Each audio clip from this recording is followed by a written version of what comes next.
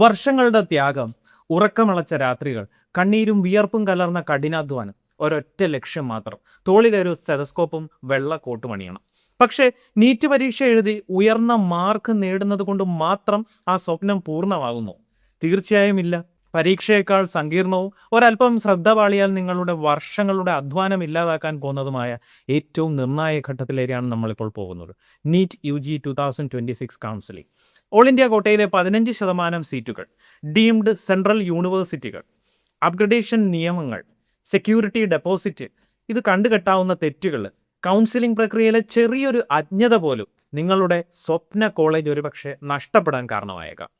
Medical counselling കമ്മിറ്റിയുടെ ഏറ്റവും പുതിയ മാർഗരേഖകളും സീറ്റ് അലോട്ട്മെൻറ്റ് തന്ത്രങ്ങളും സമയബന്ധിതമായി പൂർത്തിയാക്കേണ്ട നടപടികളും കൃത്യമായി വിശകലനം ചെയ്യുന്ന വീഡിയോയിലേക്ക് നിങ്ങൾക്ക് സ്വാഗതം. വീഡിയോ മുഴുവനായി കാണാൻ ശ്രമിക്കുക. Welcome to my science garage.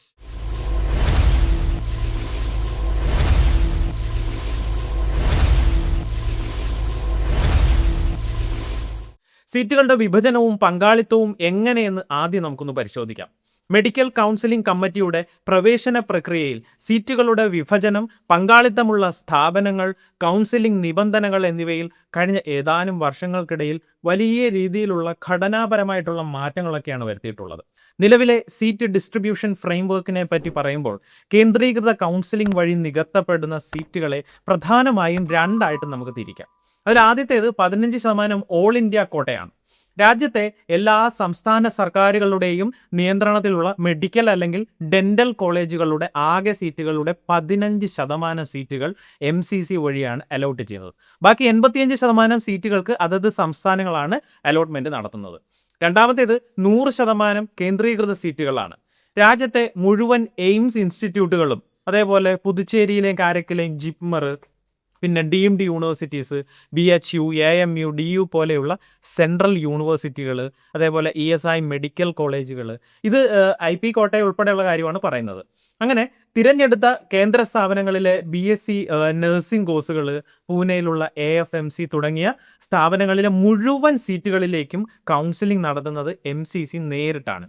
ഇതിൽ AFMC പൂനെയുടെ കാര്യം പറഞ്ഞില്ല. അവിടെ അപേക്ഷ സ്വീകരിച്ച് പ്രാഥമിക സ്ക്രീനിങ് MCC വഴി തന്നെയാണ് നടത്തുന്നത്. പഴയ രീതിയൊക്കെ അനുസരിച്ച് രണ്ടാം റൗണ്ടിന് ശേഷം AIQയിൽ ഒഴിവുള്ള സീറ്റുകൾ അതത് സംസ്ഥാനങ്ങൾക്കൊക്കെ തിരികെ നൽകിയിരുന്ന ഒരു പ്രക്രിയ ഉണ്ടായിരുന്നു. എന്നാൽ പരിഷ്കരിച്ച നിലവിലെ രീതിയൊക്കെ അനുസരിച്ച് ഒരു സീറ്റും സംസ്ഥാനങ്ങൾക്ക് തിരികെ നൽകില്ല.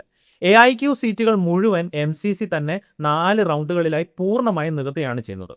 അതുപോലെ 2 ഓൺലൈൻ റൗണ്ടുകൾ plus offline mop up round plus college തലത്തിലുള്ള സ്ട്രേ വേക്കൻസി എന്നിങ്ങനെയായിരുന്നു ഈ ഒരു കൗൺസിലിംഗ് റൗണ്ടുകളുടെ ഒരു പ്രധാന ഘടന എന്ന് പറയുന്നത്. എന്നാൽ ഇപ്പോൾ round 1, round 2, round 3, online stray vacancy എന്നിങ്ങനെയുള്ള 4 പൂർണ്ണ ഓൺലൈൻ റൗണ്ടുകളാണ് ഉള്ളത്.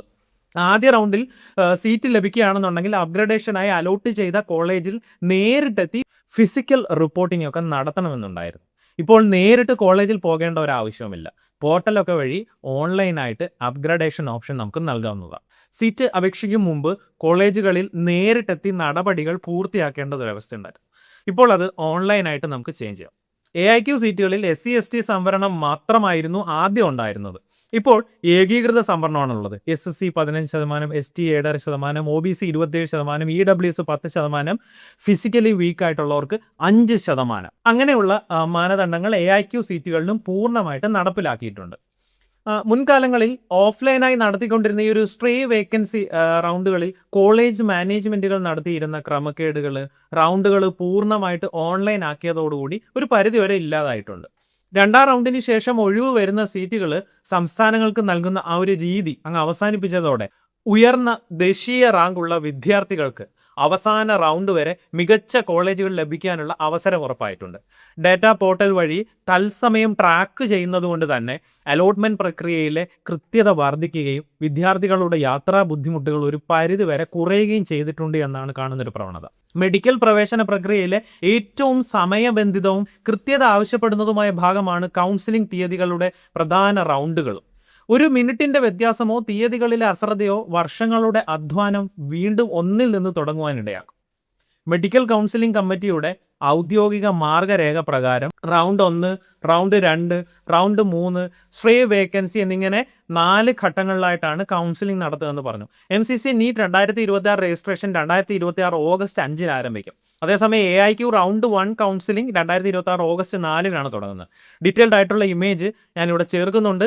കൃത്യമായിട്ട് അറിയാൻ ആഗ്രഹമുണ്ടെങ്കിൽ ഒന്നുകിൽ ഇത് വീഡിയോ പോസ് ചെയ്ത് കാണുക, അതുമല്ലെങ്കിൽ നിങ്ങൾക്ക് സ്ക്രീൻഷോട്ട് എടുത്തതിന് ശേഷം പിന്നീട് അത് ചെക്ക് ചെയ്യാവുന്നതുമാണ്.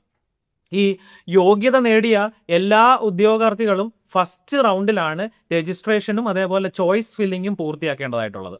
പ്രത്യേകം ശ്രദ്ധിക്കേണ്ട ഒരു കാര്യം, റൗണ്ട് 1-ൽ സീറ്റ് ലഭിച്ച ശേഷം ചേരാൻ താല്പര്യമില്ലെങ്കിൽ സെക്യൂരിറ്റി ഡെപ്പോസിറ്റ് നഷ്ടപ്പെടാതെ തന്നെ ഫ്രീ എക്സിറ്റ് ചെയ്യാവുന്നതാണ്. കൂടാതെ അലോട്ട് ചെയ്ത സീറ്റിൽ പ്രവേശനം നേടിയ ശേഷം കൂടുതൽ മികച്ച ഓപ്ഷനുകൾക്കായി അപ്ഗ്രഡേഷൻ തിരഞ്ഞെടുക്കാനുള്ള അവസരവും ഈ ഒരു ഫസ്റ്റ് റൗണ്ടിൽ നിങ്ങൾക്ക് ലഭ്യമാണ് എന്ന കാര്യം പ്രത്യേകം ഓർക്കുക. Round 2 security deposit risk face ആണ്. അതായത് ആദ്യ റൗണ്ടിൽ സീറ്റ് ലഭിക്കാത്തവർക്കും അതേപോലെ പുതുതായിട്ട് രജിസ്റ്റർ ചെയ്യുന്നവർക്കും റൗണ്ട് 1-ൽ അപ്ഗ്രഡേഷൻ നൽകിയവർക്കും വേണ്ടിയിട്ടുള്ള ഒരു പ്രധാന ഘട്ടമാണിത്. റൗണ്ട് 2-ൽ ഒരു സീറ്റ് അലോട്ട് ചെയ്യപ്പെടുകയും വിദ്യാർത്ഥി ആ സീറ്റിൽ പ്രവേശനം നേടാതിരിക്കുകയും ചെയ്താൽ അടച്ച സെക്യൂരിറ്റി ഡെപ്പോസിറ്റ് കണ്ടുകെട്ടുമെന്നൊരു കാര്യം പ്രത്യേകം ഓർക്കുക. ഒഴിവുള്ള സീറ്റുകളിലേക്ക് കൂടുതൽ പ്രവേശന സാധ്യത നൽകുന്ന തേർഡ് റൗണ്ടാണ് ഇനി അടുത്തതായിട്ട് വരാനിരിക്കുന്നത്. തേർഡ് റൗണ്ടിൽ അലോട്ട്മെന്റ് ഒക്കെ ലഭിച്ചാൽ വിദ്യാർത്ഥി നിർബന്ധമായും കോളേജിൽ പ്രവേശനം നേടേണ്ടതാണ്. ഈ ഘട്ടത്തിൽ സീറ്റ് നിരസിച്ചാൽ അടച്ച തുക നഷ്ടപ്പെടുമെന്ന് മാത്രമല്ല, അടുത്ത അക്കാദമിക് വർഷത്തെ നീറ്റ് പരീക്ഷയിൽ നിന്നോ കൗൺസിലിംഗിൽ നിന്നോ നിങ്ങൾ ഡീബാർ ആകാനുള്ള സാധ്യതയും അതിനകത്ത് കാണുന്നുണ്ട്. മുൻ റൗണ്ടുകൾക്ക് ശേഷവും നികത്തപ്പെടാതെ കിടക്കുന്ന സീറ്റുകൾ നികത്തുന്നതിനുള്ള കംപ്ലീറ്റ് ഓൺലൈൻ ഫേസ് ആണ് സ്ട്രേ വേക്കൻസി റൗണ്ട് എന്ന് പറയുന്ന അടുത്ത ഘട്ടം. ഓർക്കുക, മുൻ റൗണ്ടുകളിൽ ഒന്നും സീറ്റ് ലഭിക്കാത്തവർക്കോ അല്ലെങ്കിൽ പുതുതായി ചോയ്സുകൾ നൽകുന്നവർക്കോ മാത്രമേ ഈ ഒരു സ്ട്രേ വേക്കൻസി റൗണ്ടിൽ പങ്കെടുക്കുവാൻ സാധിക്കുകയുള്ളൂ. നിലവിൽ ഏതെങ്കിലും റൗണ്ടിൽ സീറ്റ് ലഭിച്ച് പ്രവേശനം നേടിയവർക്ക് ഈ റൗണ്ടിൽ പങ്കെടുക്കാൻ യോഗ്യതയില്ല എന്നൊരു കാര്യം പ്രത്യേകം ശ്രദ്ധിക്കേണ്ടതാണ്.